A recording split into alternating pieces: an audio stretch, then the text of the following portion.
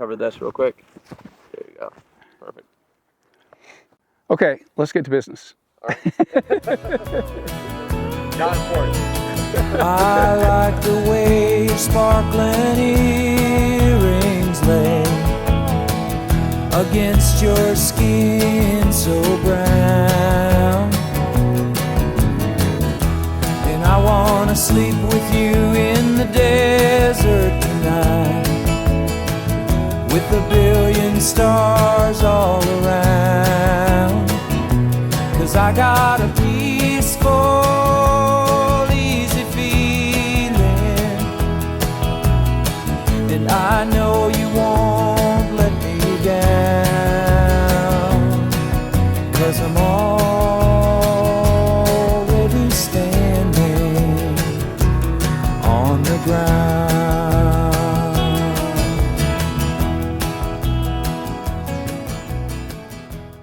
I'm Frank Birch. I'm a retired guy, and I'm here because my rig is eye candy. And so they brought the old guy along. I was a pilot for 49 years. I worked for 45 of those years as a pilot. Retired in 2015 on a flight from Shanghai to Los Angeles on the Boeing 787 Dreamliner.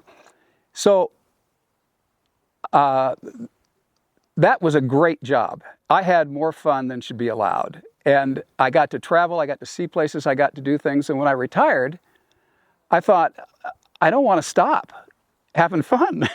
I'm only 65, which is a mandatory retirement age.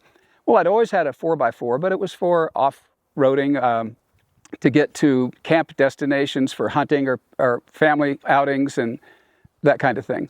And so I thought, well, I'll just start doing more of that. And then as I started watching YouTube videos, I saw this rock crawling nonsense. And I thought, oh, I want to sell my big truck and my fifth wheel, and I want to build an off-road vehicle.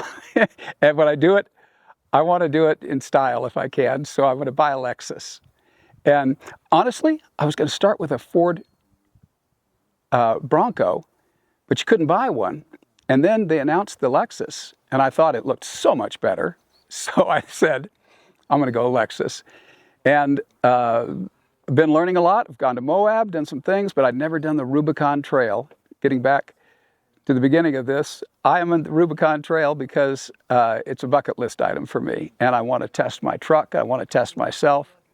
And that's why I'm here. I love that. That is so cool that you went on your way, got a Lexus. You kind of really proved that it's never too late to pick up a new hobby. No, Yeah. never. yeah, at the good old age, because this is like your first like real off-road build, right? Well, before this, I had a Nissan Xterra off-road model, and I built that out. I thought it was really built out because it had 33s, and skid plates, and it had off-road bumpers. And I had a lot of fun with that wheeling in Arizona. But the stuff I was wheeling, now there's some wicked stuff in Arizona, but I didn't go there. Yeah. I did the things that, you would do for fun with family and things like that. And I liked building it out. I liked the way it looked. And so I was all in on doing the same thing, even better on the Lexus. I love that. Tell me a little bit about your Lexus. It's a 2024 GX550, one of the first ones that arrived in Arizona. I turned down a couple because I didn't want a big sunroof. I wanted to have a roof rack up there, and I didn't want the issues that can come with a sunroof. And I had a few other specs. I didn't want most of the colors, but white came available, and it was set up exactly the way that I wanted it. And it wasn't the premium model, I think they call it, which was $8,000 more. And I thought, no, I'd rather spend $8,000 on building this thing out than on having a vibrating seat and a sound system, and a better sound system. Yeah. So I did that. And then I said, okay, let's start building it out. There was nothing available. Nothing. It was no aftermarket parts whatsoever. And I thought, well, I've just got to wait. And in the meantime, I put on a Westcott Designs collar lift and 35s, and that got me up. And I thought, okay, I'm good now. I'll go to Moab. Took out both bumpers, and I thought, okay, I need better bumpers. And then finally, Victory 4x4 came out and had skid plates and all that kind of stuff, and bumpers, and I put them on. The problem was that it really just replaced all the plastic that's there with steel, so it was still low. I still hit the bumpers all the time. It's just I didn't bend and break them because they were steel. So, but there was no high clearance bumpers anywhere. So I waited, and when Descent Off-Road came out with the high clearance bumper, I saw that, and actually Descent had done a rendering on what they thought a GX550 should look like. And when I saw that, I thought, oh, that's going to be my build right there. And so I've got 38s on it. I think it's the only one running at the moment with 38s on it. I've got Method 703 bead grips, and I'm running them at 9-10 pounds right now, and they're holding out fabulously. Most of the roof rack and all of that, and the molly panels and stuff are mostly Westcott Designs. But the big item, the big ticket item, is portals. And I got the 74 weld portals, and oh my God, it just changed my life. They are so amazing. I'll give you an example. I was on a trail in Arizona, and I was in the lead, and the guy behind me saw that I was able to go over the top of a rock that was sitting up. And he thought, okay, good, I can clear that rock. And he went up and he just jammed himself on it. And got ice on it. He said, I'm never following you again. That's the kind of difference that these portals make. They're absolutely amazing. They give it that wicked mean stance. They give you great ground clearance. And what I'm learning here on the Rubicon with this group of guys is how to really wheel it and rock crawl it. And it's been a thrill. I love that. I mean, so it like me, the Rubicon was always on my bucket list. I'd love to build a rig someday to come out here and wheel it myself. But it's just cool being here with some of my best friends, Jason and Christian.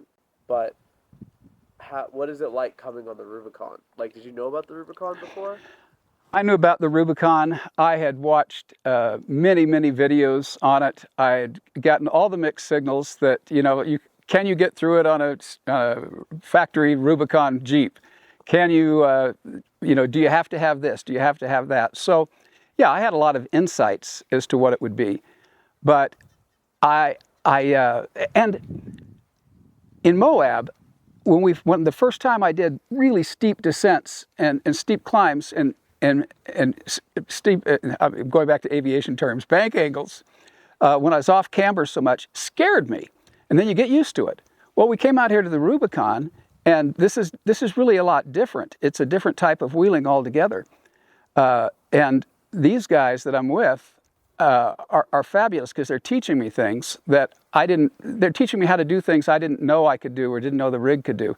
For instance, when you've got big boulders and you're going down between them, and then you have to make a 90-degree right turn, and there's not enough room to make a 90-degree right turn, and there's not enough room to do a 3-point turn. So what do? I found out that you take your skid plate, your rock rail, and you put it up on the rock, and you hold it into that rock, and you bounce it around till it can get the right direction, and then you scrape off of it, and you go. So yeah, I've taken off a lot of powder coating, but I've learned techniques that I didn't know existed, and it has made this so much fun. Yeah. But I'll tell you what's made it more fun than the wheeling is the crew. These guys that I'm with know so much. We have had breakdowns, mishaps like you do always on the Rubicon Trail, and nobody got upset. Everybody just said, all right, let's go to work, and we're going to fix this. Who's got this? Who's got that? And they put everything back together when there was any kind of an issue, and on we went. And then at night, we sit around and we have these big dinners, and we talk, and we tell lies, and we have lots and lots of fun. This is the crew you're with makes all the difference. So I will have fond memories of the Rubicon, not for just all the wheeling, but for the whole experience. So don't come here with somebody you don't like. For sure. For sure. You know, I drove out here with Jason from Orange County, and, you know, we talked the entire way. We barely listened to music. And it's like I always say, if you can't be in a car with someone for 8 hours Yes, and sir. talk nonstop, then you guys aren't that good. That's a true statement. Yeah, so you always want to go wheeling, go camping with people you like. There's Yeah. nothing worse than going on a trip with people you don't like. No, the camaraderie and the congeniality is just it's everything for the trip, because it keeps your spirits up. So you know, I mean, I scratched my Lexus. You know, I took a bunch of paint off a lot of the metal, and it's just like, well, that's part of the Rubicon. Yep. You know, and everybody around you is saying, you know, yeah, that's what happens. You know, and so you don't get down, you don't get worried about things, because you got the support of a great crew. And yeah, I love this. I would do this again with this crew anywhere. I love that. I love that. What has been your favorite part of the Rubicon thus far, like on the trail? On the trail, I would say, if we don't have to limit it to the four-wheeling itself, the walk down this little river and the views that were down there, where the big what do they call them, slabs? Yeah. And the water running down, the little waterfalls and the rapids and the things like that, and the serenity of all that. Doing these walks both directions and just taking all of this in has, I mean, that's always been what floats my boat. You know, I love to go to beautiful places and just take it in. And I think that, again, was probably my favorite part of this trip. Oh, that's so cool. If you could describe the Rubicon to someone who's never been, how would you describe it?